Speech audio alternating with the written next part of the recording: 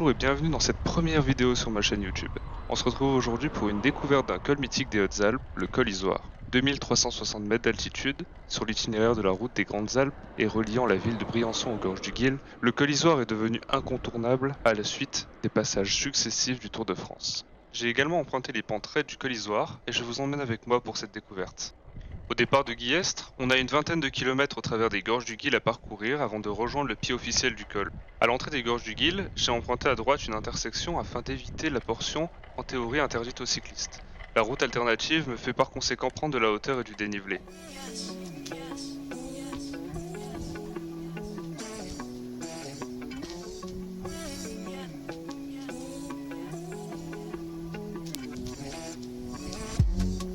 C'est ici que je fais la rencontre d'une dame avec qui je vais parcourir les prochains kilomètres. Elle avait également prévu de réaliser l'ascension du col Isoire en ce jour particulier.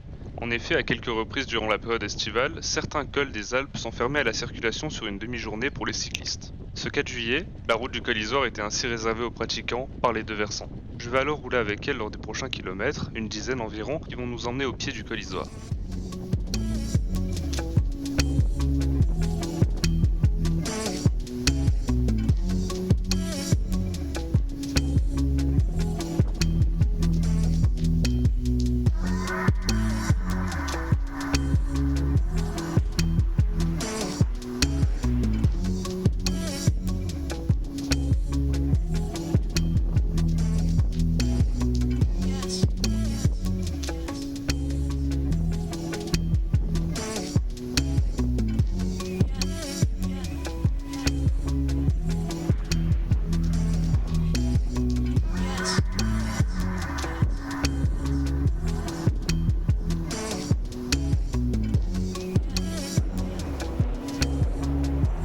Le début de l'ascension, vous pouvez pas la rater. Un gros virage à gauche après deux épingles qui vous rappellent que rien ne sera facile ici au sommet. La particularité du versant sud du col Isoire, le plus connu, est sa partition en deux parties égales en termes de distance, mais bien différentes en ce qui concerne la difficulté de la pente. Les premiers kilomètres de l'ascension ne sont pas les plus durs, et c'est une fois le village de Brunissart franchi que les choses sérieuses commencent. Sur les premiers kilomètres, je prends mon rythme et je profite de l'atmosphère paisible et bienveillante de la montagne, défaite de ces bruits parasites de circulation pour quelques heures. Le sommet du col n'est pas visible avant les deux derniers kilomètres, mais l'objectif de cette première partie d'ascension est de rejoindre la forêt et ainsi Brunissart.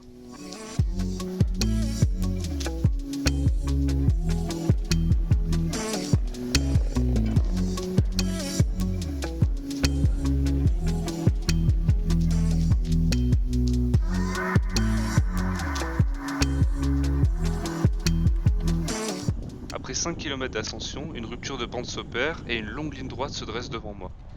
Oscillant entre 8 et 10%, la route ne cesse de grimper malgré un léger replat avant la pancarte des 8 derniers kilomètres.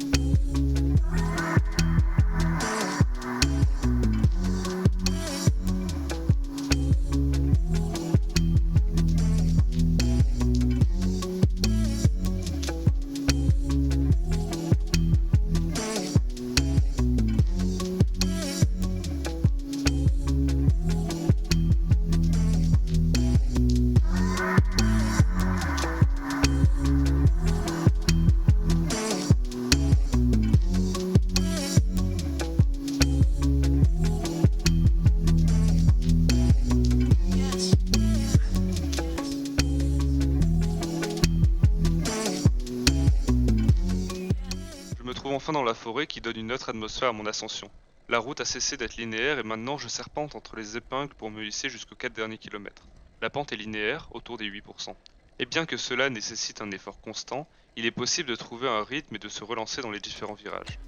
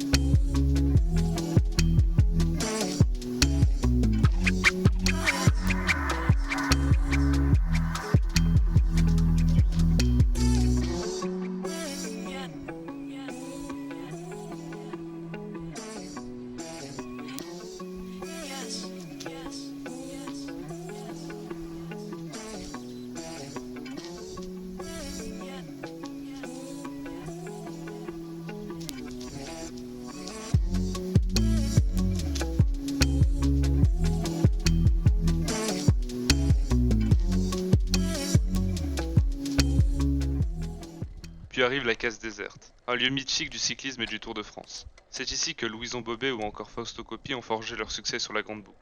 Ce lieu, hors du temps, permet une respiration au sens propre et figuré. La pente change de déclinaison le temps de quelques centaines de mètres, dans un cirque de roches à la sortie de la forêt à l'aube des 2000 mètres d'altitude.